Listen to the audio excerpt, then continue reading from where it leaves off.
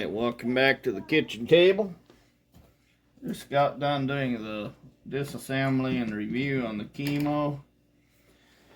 Now we're going to dig into this old Walmart ratchet. So I paid about $40 for the tool, extra $20 for the spare battery, and it's been a good little tool for me. It's kind of worn out now. I taped the head up and filled this whole area full of grease to kind of protect the ratchet and the insides. Kept it oiled. I was concerned those gears wouldn't hold up. This is not near as nice as the new Milwaukee's, but it's a good way to get started. As soon as I had the short one, I wanted to have the long one. Other than that, it did well. The funny thing is, this is the exact same tool as the Tool Pro from Super Cheap Auto in Australia. So, kind of funny that they got a couple sponsored channels where the Tool Pro sponsors the tools, and it's the same junk as we buy at Walmart. Still runs, still works. It doesn't like taking screws out that are semi-loose. So let's dig into this. We'll get her all ripped apart. Show you what's inside. Let's go.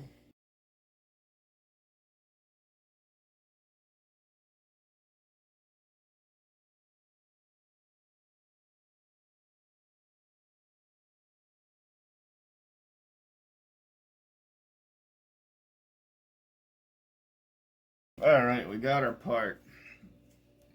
So, I don't know what the difference is between professionally made tools and China tools, but, well, this is also made in China. Once again, PA6 glass fiber reinforced 30%. And then on the motor, you've seen me wipe this off. There's a lot of metal shavings stuck to the magnets.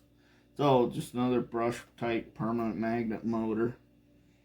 This one has RS550 12 volt. No name brand, of course. We've got the exact same style of gears. Everything in here. This one had one single pin to lock these two pieces together. These gears hold the ring gear in place.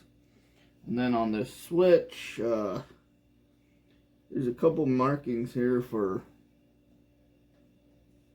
voltage, amperage, etc. And then let's notice on the back side it's got a heat sink where the chemo does not. And then there's some ETL certifications, etc.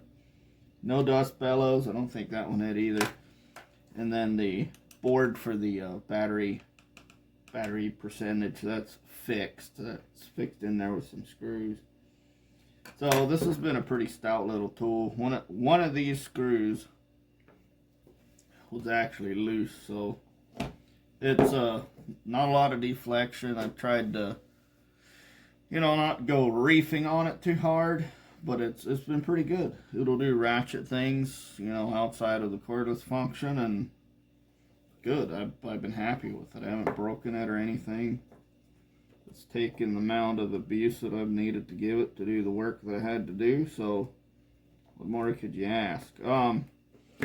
So I was checking the cases. I did put my initials in here, but I don't have a date. However, it would have been right about a year, and then these batteries lived outside in the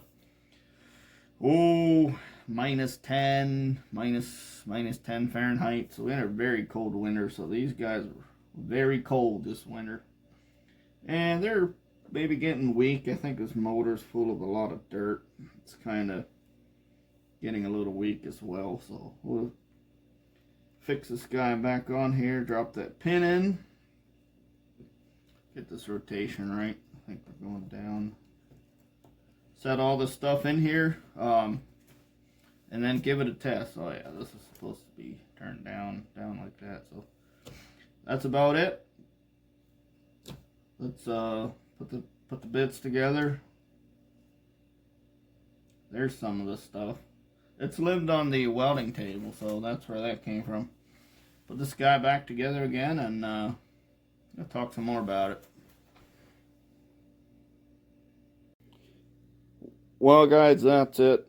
My phone's broke, but I checked the RPM. It's still putting out about a 175 of the advertised 210. If you pay 175, 200 for a Milwaukee like this, and it lasts you 4 years, it's equivalent to buying one of these once a year. So thanks, guys, for watching. We'll see you in the next one.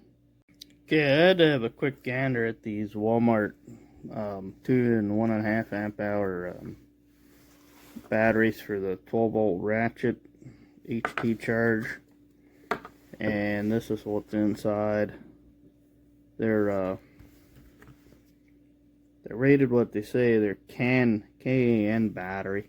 I'll include a screenshot that I found on madeinchina.com.